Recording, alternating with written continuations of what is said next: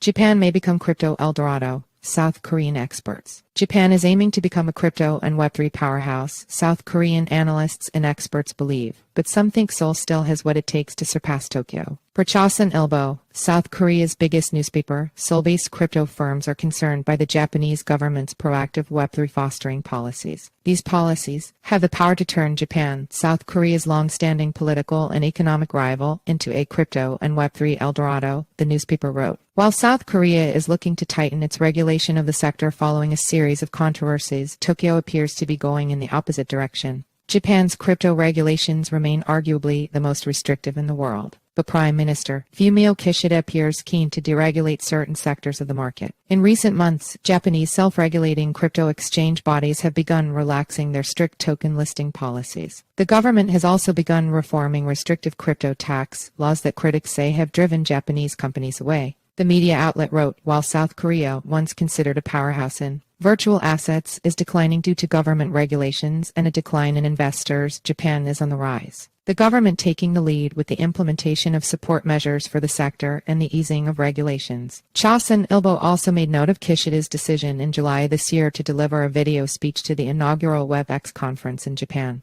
The conference was hosted by CoinPost, Japan's biggest crypto-focused media outlet. But Kishida was not the only big-name government official to speak at the conference. The nation's economy minister and the ruling Liberal Democratic Party's Policy Research Council chair also spoke at the event. Also on the bill were Changpeng CZ Zhao, the head of Binance, and the Bitcoin Jesus Roger Ver. Japanese got backs crypto. Web3 sectors, Korea to follow suit. Kishida first unveiled his Web3 intentions at a May 2022 meeting with investors in London. The following month, he made several Web3 pledges with a basic policies framework forthcoming in November 2022. The LDP has since formed Web3 and NFT task forces that in December last year began to push for tax reform. But Chosun traced the Web3 policy back to a cabinet meeting in 2021 when ministers agreed to provide intensive support to Web3 firms to develop startups and boost digital transformation. The media outlet also claimed Japan has fast-tracked tax reforms and stablecoin issuance laws. Japanese banks and trust operators were given legal permission to issue and distribute stablecoins in June. Meanwhile, South Korean firms are still waiting for the stablecoin green light. As a result, overseas crypto-asset-related companies are now jumping to do business in Japan, the outlet wrote. These firms include the crypto exchange giant Binance, the outlet noted, as well as the South Korean gaming titan Netmarble.